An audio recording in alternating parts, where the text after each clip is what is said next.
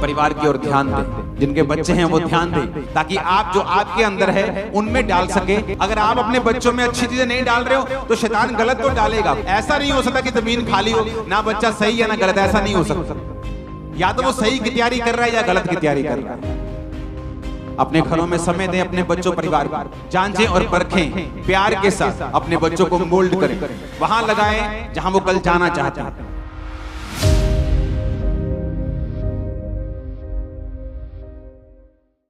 पहला राजाओं उसका 1 बाब उसकी 5 आयत में लिखा, तब हगीत का पुत्र ओतनिया अपना सिर ऊंचा करके कहने लगा, मैं राजा बनूंगा। अतः उसने रथ और सवार और अपने आगे आगे दौड़ने को 50 पुरुष रख लिए, और उसके पिता ने जन्म से लेकर उसे कभी यह कहकर उदास न किए था कि तूने ऐसा क्यों किया। वह बहुत रूपवान था और अबशालोम के बाद उसका जन्म हुआ था। होता क्या है, जब आप सेवकाई के साथ परमेश्वर के चर्च भवन में जुड़े हुए हैं तो आपको पूरा वचन सुनना पड़ेगा। उससे क्या होगा, आपकी स्पिरिचुअल लाइफ जो है वो कभी भी कमजोर नहीं रहेगी, और वो वचन आपको फीड करता रहेगा। जितने जिम जाते हैं, मैं उनसे क्वेश्चन करना चाहता हूं, क्या आप हफ्ते में 1 दिन जिम जाकर बॉडी बना सकते हैं? आप हफ्ते में 1 दिन खाकर जिंदा रह सकते हैं? हाँ, जिंदा रह सकते हैं, पर क्या हेल्दी रह सकते हैं? नहीं। कभी आप 15 रोटी खा लें एकदम से, फिर 2 दिन कुछ नहीं खाएं, फिर उसके बाद 3-4 दिन बाद फिर 20 रोटी खा लें, आप जिंदा रह सकते हैं, कैलोरी काउंट को पूरा कर सकते हैं, लेकिन हेल्दी नहीं रह सकते। इसलिए बाइबल में लिखा, प्रभु ने कहा मेरी रोज की रोटी मुझे रोज दे। अब एक चीज जो मैं आपको वचन से बताऊंगा वो आपके लिए है। इसमें लिखा है कि दाऊद का बेटा ओतनिया सिर ऊंचा करके कहने लगा, मैं राजा बनूंगा। लेकिन दाऊद का बेटा ओतनिया ये बात जानता था कि वो राजा बनने के लिए परमेश्वर की विल नहीं है, मर्जी नहीं है। वो शरीर से उठा, शरीर की ताकत के द्वारा, स्किल के द्वारा, अपने टैलेंट के द्वारा वो काम करना चाहता था। और बाइबल कहती है उसने आगे 50 पुरुष रख लिए, गुंडों की तरह बिहेव करने लगा। रथ रख लिए, सवार रख लिए, दगड़ दगड़ दगड़ दगड़ आता था, पता था वो ओतनिया आया, ओतनिया आया। उसने बड़ा एक अपना ऑरा क्रिएट करना चाहा, लेकिन वचन कहता है ना बल से ना शक्ति से, उसकी आत्मा के द्वारा। और बाइबल कहती है उसके पिता ने उसे जन्म से लेकर कभी उदास नहीं किया था। मैं बहुत से पेरेंट्स को जानता हूं जो अपने बच्चों को डांटते नहीं। मैं बहुत से पेरेंट्स को जानता हूं जो अपने बच्चों को कुछ नहीं कहते। दाऊद की जिंदगी में अगर आप देखेंगे तो फाइनेंशियली वो सक्सेसफुल था। क्यों? उसे बोना आता था, उसे जीतना आता था। 66 लड़ाइयां लड़के भी वो हारा नहीं, हमेशा जीता। उसका रीजन ये था कि वो पवित्र आत्मा के सीक्रेट को जानता था कि जब वो पवित्र आत्मा के साथ रहेगा तो हर बार नई लड़ाई में पवित्र आत्मा उसे नई स्ट्रेटजी देता था, इसलिए वो कभी हारता नहीं था। आज एक देश अगर रूस और मान लो अमेरिका लड़ पड़े तो 40 साल पीछे चले जाएंगे, लेकिन दाऊद अपनी जिंदगी में 66 लड़ाइयां लड़के भी फाइनेंशियली कभी कमजोर नहीं हुआ और हमेशा जीतता रहा और बरकत पाता रहा। उसका रीजन था पवित्र आत्मा उसके साथ था। इसलिए जब उसने पाप किया तो परमेश्वर ने उसे सजा दी और उसने कहा, प्रभु अपने पवित्र आत्मा को मुझसे कभी अलग ना कर, क्योंकि वो दाऊद जानता था कि उसकी जीत का जो सीक्रेट है वो पवित्र आत्मा है। अपने हाथों को उठाओ, बोलो, परमेश्वर तेरे वचन आज मेरे कानों को खोल दें। ऊंची आवाज में प्रार्थना करो फिर से।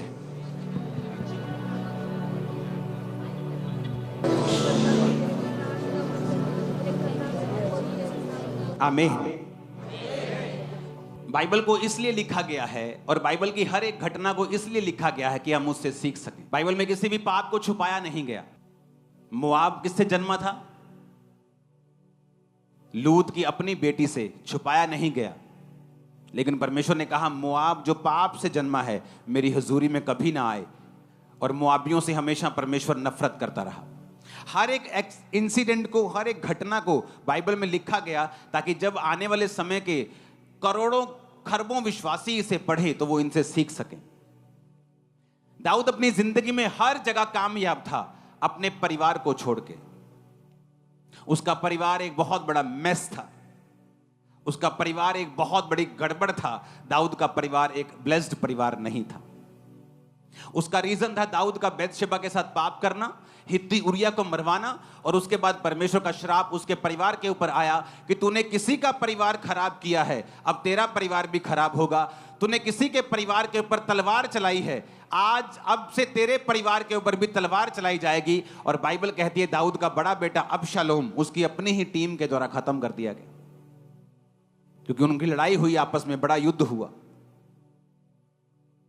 और ओदनिया जो फिर दाऊद का दूसरा बेटा था, चौथा बेटा था, वो फिर कहने लगा अब मैं राजा बनूंगा। और बाइबल कहती है दाऊद की एक नेचर के बारे में कि दाऊद ने बचपन से लेके उसको जवानी तक कभी उदास नहीं किया था। ये रीजन था उसका बेलगाम होने का। आज कुछ माएं बच्चों को कुछ नहीं कहती, नहीं जी बच्चा है, पहले बच्चा है कुछ नहीं कहती, नहीं जी जवान हो गया कुछ करना लगे, फिर जवानी में कुछ नहीं कहती, फिर जब बड़ा हो जाता हाथ से निकल जाता फिर वैसे नहीं कुछ कह पाती। पहले अपनी बेटी के पाप को छुपाती रहती, जब पाप सांप सपोला बड़ा होके अजगर बन जाता है और उनको भी निगल लेता है फिर रोती हैं। आपके पास आज पावर है कि आप दूसरे के घर को खराब कर सकते हो, लेकिन वेट करो आपका भी समय फिर आएगा। आज आपके पास पावर है, आप किसी के पास चोरी कर सकते हो, इंतजार करो तुम्हारा भी समय आएगा जब तुम्हारी चीजें भी चुराई जाएंगी और तुम रोगे कि हो ये क्यों हो गया, ये कैसे हो गया, क्योंकि तुमने भी चुराया था जब तुम किसी ड्यूटी पर थे। तो जब चुराते हैं तो तब आवाज नहीं आती, लेकिन जब न्याय होने वाला होता है, जब न्याय होता है तब मालूम होता है कि मेरे साथ वो सब कुछ हो रहा है जो मैंने बोया था, वही मेरे परिवार के साथ हो रहा है जो मैंने दूसरे के साथ किया, वही मेरे साथ हो रहा है जो मैंने अपने बॉस के साथ किया। इसलिए बाइबल कहती है दिया करो तो तुम्हें भी दिया जाएगा, जो कुछ तुम बोओगे वो तो कुछ तुम काटोगे, तुम ज्यादा बोओगे ज्यादा काटोगे। अब तुम देखो तुमने ज्यादा कांटे बोने हैं या ज्यादा फल बोने हैं या ज्यादा गेहूं बोना है, वो तुम देखो तुमने क्या बोना है। आपको ये नहीं मालूम आपके बच्चों के दोस्त कौन हैं, आप एक अच्छे पेरेंट्स नहीं हैं। आपको नहीं पता आपके बच्चों के दोस्त कौन हैं, आप एक अच्छे माता पिता नहीं। आपको नहीं पता आपके बेटी की सहेली कौन है, वो किस परिवार से है, वो क्या करते हैं, वो कैसे बात करती है, क्या उसका चरित्र है, आप एक अच्छी मां नहीं हैं। आपके बच्चे जिन जिन के भी कांटेक्ट में आते हैं, आप उन सब के साथ आपका कांटेक्ट होना चाहिए। वो चाहे छोटे बच्चे हों चाहे बड़े बच्चे हों, चाहे गरीब हों चाहे अमीर हों, कोई फर्क नहीं पड़ता, किसी भी जात के हों कोई फर्क नहीं पड़ता, किसी भी रंग के हों कोई फर्क नहीं पड़ता, लेकिन उनका स्वभाव क्या है, उनके माता पिता का स्वभाव क्या है, वो किस स्वभाव से जीते हैं, ये फर्क पड़ता है। दाऊद ने अपने बच्चों का ध्यान नहीं दिया, कुछ नहीं कहा उनको, और यही कारण था कि फिर ओदनिया मारा गया। क्यों? क्योंकि जब वो खड़ा हुआ तो परमेश्वर की इच्छा सुलेमान को राजा बनाने की थी, तो परमेश्वर ने सुलेमान को राजा बनाया। जब सुलेमान राजा बना तो ओदनिया को मरना पड़ा आने वाले कुछ हफ्तों के अंदर अंदर, क्योंकि वो परमेश्वर का प्लान नहीं था। लेकिन ओदनिया अपने शरीर से, अपनी ताकत से, कोई भी बच्चा फैमिली में बड़ा काम नहीं कर सकता। 50 लोग रख लो, रथ सवार रख लो, लेकिन छोटी छोटी गलतियां उसने की और बाप ने कुछ नहीं कहा। बंदे का, बच्चे का हियाव बढ़ता है, मैंने ये गलत काम किया, मेरी मम्मी ने कुछ नहीं कहा, मैंने ये गलत काम किया, मेरे बाप ने कुछ नहीं कहा, फिर थोड़ा और गलत काम, एक पैग लगा के आया, मां कहती चलो छट्टो, चलो छट्टो छट्टो, चलो कोई गल नहीं। बच्चा कहता अच्छा एक पैग में कुछ नहीं कहा, फिर अगली बार 2 पैग लगा के आता। जब बेटी बोलती नहीं नहीं मम्मी मेरे दोस्त है, बस कल्ला दोस्त ही है, चल कोई गल नहीं, फिर धीरे धीरे वो दोस्त कुछ और हो जाता है, फिर कुछ और हो जाता है। जो सांप उत्पत्ति में सांप था, प्रकाशित वाक्य में अजगर बन चुका है। जब आप अपने बच्चों की छोटी कमियों को दूर नहीं करते, चाहे वो छोटा सा झूठ हो, आपका बच्चा चाहे डर में बोल रहा है या अनजाने में बोल रहा है या उसे सच झूठ के बारे में पता नहीं है, उसे समझाओ, क्योंकि आज छोटा झूठ कल का बड़ा ब्लंडर बन जाएगा और आपको मालूम भी नहीं होगा। आज की छोटी गंदी आदत कल की बड़े कैसे बदल जाएगी आपको मालूम भी नहीं होगा। आज की छोटी छोटी गालियां कल के कैसे कलेश में बदल जाएंगी आपको मालूम भी नहीं होगा। दाऊद के अंदर यह बुरी आदत थी, इसलिए दाऊद का परिवार एक ब्लेस्ड परिवार नहीं था। उसमें लड़ाइयां थी, झगड़े थे, कारण पाप भी था और कारण यह भी था कि दाऊद अपने बच्चों को डांटता नहीं था। अब्राहम को परमेश्वर कहता है ये मेरा दोस्त है, अब्राहम मेरा दोस्त है, पता है क्यों? परमेश्वर कहता है इसलिए ये मेरा दोस्त है क्योंकि मैं जानता हूं कि अब्राहम अपने बाद अपने परिवार को भी मुझ में चलने की आज्ञा देगा। कैसे? जो मर गया वो कैसे आज्ञा दे सकता है? वो दे सकता है मरने के बाद आज्ञा, लेकिन अगर आपकी विल होती है ना, वसीयत कि इसहाक के नाम अब्राहम की वसीयत, जब जब इसहाक परमेश्वर में चलेगा और चलता रहेगा मेरी संपत्ति का हकदार होगा। जिस दिन ये यहोवा को छोड़ देगा इसको भूखे नंगे कोई निकाल देना घर से। वो इतना सख्त था। उसने छोटे होते से इसहाक को चलाया था। जब इसहाक जवान हुआ तो उसका बाप नहीं भेजता था, वो अपने आप मैदान में ध्यान करने के लिए परमेश्वर के वचन का जाता था, इसलिए वो आशीषित था।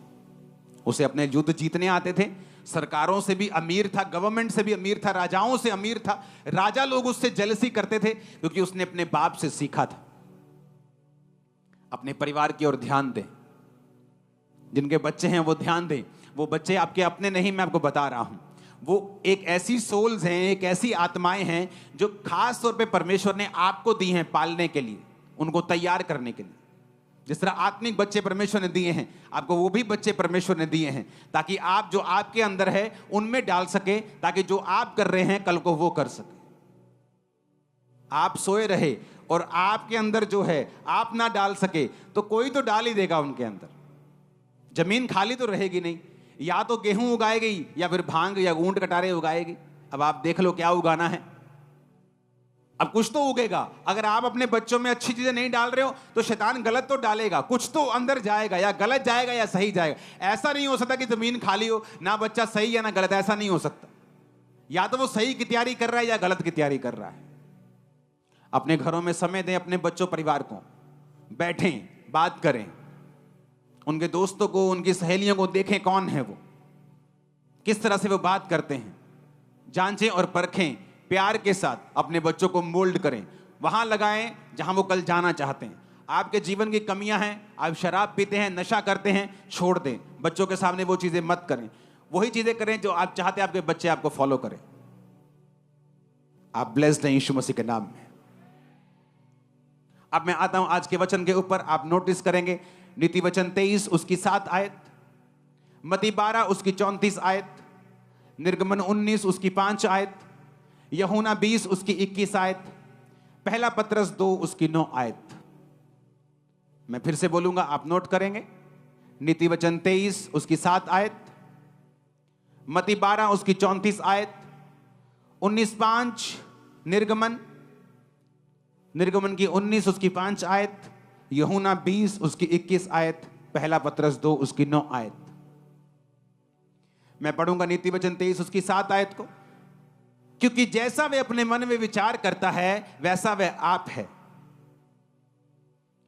For as he thinketh in his heart, so is he। Bible कहती है जैसा तुम अपने मन में विचार करते हो तुम वैसे ही हो। इसका मतलब यह है कि यह बहुत जरूरी है कि आपके मन का विचार क्या है, यानी आप अपने मन में अपने लिए क्या सोचते हैं कि आप कौन हैं। मेरी लाइफ की सबसे बड़ी प्रॉब्लम 2004 और 5 में यह थी कि मैं ये मानने के लिए तैयार नहीं था अपने अंदर कि मैं परमेश्वर का सेवक बन सकता हूं। जबरदस्ती ले हैंड करवाती थी टीम कि चलो ले हैंड करो, प्रेयर करो, लेकिन मुझे विश्वास नहीं था कि मैं एक सेवक हूं। तो मुझे बार बार बताया जाता था कि तू परमेश्वर का सेवक है, तू प्रभु का सेवक है, लेकिन मेरी लाइफ की कंडीशंस ऐसी थी कि मेरे मन में ये फेथ नहीं था। और जब तक आप पूरी तरह से विश्वास में नहीं भरते, आपकी लाइफ की बहुत सारी मुसीबतें आपको छोड़ के नहीं जाती। तो मुझे विश्वास दिलाया गया और मुझे बोला गया कि तुझे शीशे के सामने खड़ा होना पड़ेगा और रोज अंगीकार करना पड़ेगा कि तू प्रभु का महान दास है, तू प्रभु का सामर्थी दास। इस तरह से मैं बोला करता, मेरे मन में 1% भी विश्वास नहीं था कि जो मैं बोल रहा हूं ऐसा है भी कि नहीं भी। लेकिन कई बार जब आप बोलते हैं, वचन को पढ़ते हैं और आप वचन को अपने अंदर समाने देते हैं तो क्या होता है। पहला पत्रस 2 उसकी 9 में लिखा है, परंतु तुम एक चुना हुआ वंश हो, राज पदधारी हो, याजकों का समाज हो, पवित्र हो, निज प्रजा हो। प्रभु ने तुम्हें अंधकार में से अपनी अद्भुत ज्योति में बुलाया है, उसके गुण प्रकट करो। निर्गमन 19:5 में लिखा, इसलिए यदि तुम निश्चय मेरी मानोगे, मेरी वाचा का पालन करोगे, तो सब लोगों में से तुम मेरा निज धन ठहरोगे। तब मुझे वचन समझ आया। वचन में यह लिखा था कि मुझे अपने आप को वैसा देखना पड़ेगा जैसा वचन कहता है, नहीं तो मैं वो नहीं बन पाऊंगा जो वचन मुझे बनाना चाहता है। क्योंकि हर एक लाइफ में परमेश्वर की बड़ी योजना है। हो सकता है आप एक आम परिवार से हो, आपकी लाइफ बड़ी नॉर्मल हो, बड़ी गरीबी में हो, बड़े छोटे कुल से, परिवार से, कहीं से भी आप आए हो। आपको लगता है जो वचन में लिखा हुआ है कि परमेश्वर कहता है, जमीन आसमान का मालिक, कि तुम मेरे निज धन हो, तुम चुना हुआ वंश हो, तुम लोगों में से अलग कर दिए गए हो, तुम याजकों का समाज हो, तुम राजा हो, तुम याजक हो, तुम लोग पवित्र हो, मैंने तुम्हें चुन लिया है। इतनी बड़ी बड़ी बातें जब बाइबल कहती तो कई बार जब लाइफ की सिचुएशन को देखा जाता है तो वो रियलिटी नहीं लगता। लेकिन अगर हमें रियलिटी पैदा करनी है, सच्चाई पैदा करनी है, आशीष पैदा करनी है, बड़ी बरकत अपनी जिंदगी में से पैदा करनी है, हमें सहमत होना पड़ेगा वचन के साथ, जो वचन कहता है। इसलिए बाइबल में लिखा है, जैसा तू अपने मन में विचार करता है वैसा ही तू है। फिर एक बदलाव का समय आया। वो बदलाव का समय था जब मुझे पता लग गया कि खुदावंद ने मुझे चुना है, एक बड़े काम के लिए चुना है। मेरे शब्द चेंज हुए। अगर किसी विश्वासी में बदलाव आप देखते हो तो उससे पहले का स्टेप यह है कि उसके शब्द चेंज होना शुरू हो जाते हैं। फिर वो अपनी बीमारी के बारे में बात नहीं करता, वो ये बारे में बात करता है कि जीसस क्राइस्ट सब कुछ कर सकते हैं, उसके कोड़े खाने से मैं चंगा हो चुका हूं, चंगी हो चुकी। वो अपने संघर्ष के बारे में बात नहीं करता, वो वचन के बारे में बात करता है, विश्वास के बारे में बात करता है। हालेलुया। कोई आपसे पूछ सकता है, ओ तेरे माथे पे तो अभी भी वो तेरा तू ठीक नहीं हुआ। आप उसे बता सकते हो, इस संडे चर्च में बहुत बड़ी बड़ी गवाहियां थी। आज प्रभु ने बड़े बड़े लोगों को चंगा किया। बड़े बड़े सालों के बाद लोग व्हील चेयर से उठे, बहुत बहुत सालों के बाद लोगों ने अपने बेबीज को पाया। उसके कोड़े खाने से मैं चंगा हो चुका हूं, ये तो कुछ भी नहीं, ठीक हो जाएगा, अभी देखना तुम ठीक हो जाएगा। वो नहीं रहेगा, क्योंकि आपको जवाब देना आ चुका है। जैसा तू अपने मन में सोचता है तू है, वैसा ही तू बन जाएगा। लेकिन आप अपने मन में क्या सोचते हैं, ये कभी नहीं हो सकता, ये चीज कभी नहीं हो सकती, ये बरकत मैं कभी नहीं पा सकता, मेरा वीजा कभी नहीं आ सकता, मैं फाइनेंशियली स्टेबल कभी नहीं हो सकता। इसीलिए कहता हूं वचन पढ़ो, रोज वचन सुनो, संडे थर्सडे वचन सुनो। वचन सुनते जाओगे, तुम्हें समझ आती जाएगी। जब समझ आती जाएगी तुम वैसा बोलते जाओगे, जैसा बोलते जाओगे फिर वैसा होता जाएगा। आमीन बोलो जोर से। कलीसिया क्यों आशीषित होती है? दो तरह से। जब कलीसिया वचन को सुनती है, वचन को मानने लगती है, वचन पर विश्वास करने लगती है और वचन को बोलने लगती है, वचन का प्रचार करने लगती है, फिर वो नहीं बोलती जो उसकी सिचुएशन है, जो धरती पे हो रहा है, जो उसकी लाइफ में घट रहा है, फिर वो बोलती है जो वचन में लिखा हुआ है। और धीरे धीरे आपको वही रिजल्ट मिलने लगते हैं जो वचन में लिखे हुए हैं। और दूसरा हिस्सा कलीसिया कैसे आशीषित होती है? कलीसिया आशीषित होती है जब वो एक जीवित चर्च में चली जाती है। आप जीवित चर्च में रोपे जाते हैं, आप लगाए जाते हैं, उसके बाद आप जीवित चर्च के दर्शन को सुनते हैं। पौलुस ने कहा, जितने लोग मेरे दर्शन के साथ जिन्होंने बोया है, प्रार्थनाएं की हैं, परमेश्वर तुम्हारी घटियों को पूरा करेगा। उसने सब लोगों को नहीं कहा। आज सारे क्रिश्चियन उठ के इस वचन को क्लेम नहीं कर सकते कि परमेश्वर मेरी हर घटी को महिमा सहित मसीह यीशु में पूरा करेगा। नहीं करेगा। वो उन लोगों के लिए वचन है जिन्होंने अपने जीवन को गॉस्पल के लिए, सुसमाचार के लिए लगाया है, अपने पैसों को, बीजों को बोया है, प्रार्थनाएं की हैं, दीन दुखियों के लिए प्रार्थनाएं की हैं, उनकी हेल्प की है, पास्टर्स के लिए प्रार्थनाएं की हैं। आप कैसे ब्लेस होते हैं? जब आप वचन सुनते हैं, मानते हैं, और दूसरा जो दर्शन परमेश्वर ने जिस कलीसिया में आपको भेजा है, आप उस दर्शन में शामिल हो जाते हैं, आप इस विजन में शामिल हो जाते हैं कि हम भी आपके विजन में, यीशु समाचार फैलाने के विजन में हम भी शामिल हैं। तो कलीसिया आशीषित होना शुरू होती है और उसकी लाइफ के अपने मसले जो हैं वो खत्म होना शुरू होते हैं। ऊंची आवाज में हालेलुया बोलो।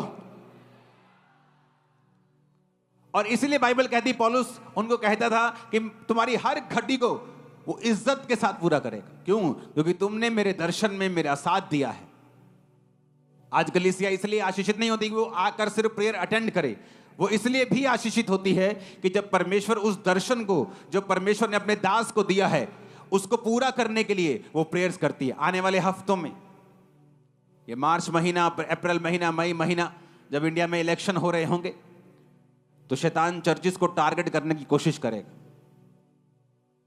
और जब आपको पहले से बताया जा रहा है, ये बात इसलिए नहीं बताई जा रही कि आप अब चुगलियां करें, अच्छा एकदम, आपको इसलिए बताई जा रही है कि आप इसके लिए क्या करें, प्रेयर करें कि ऐसा ना हो, ऐसा ना हो, शैतान शर्मिंदा हो, उसकी योजनाएं नाश हो, उसकी प्लानिंग्स नाश हो।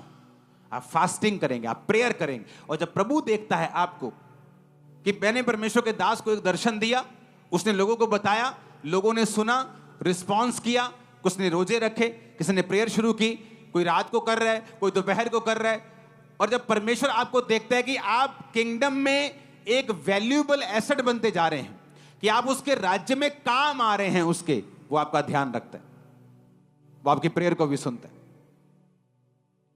लोगों को लगता है कि आंसुओं की प्रार्थना को परमेश्वर सुनता है, ये सरासर झूठ है। परमेश्वर आंसुओं की प्रेयर को नहीं सुनता, वो विश्वास की प्रेयर को सुनता है।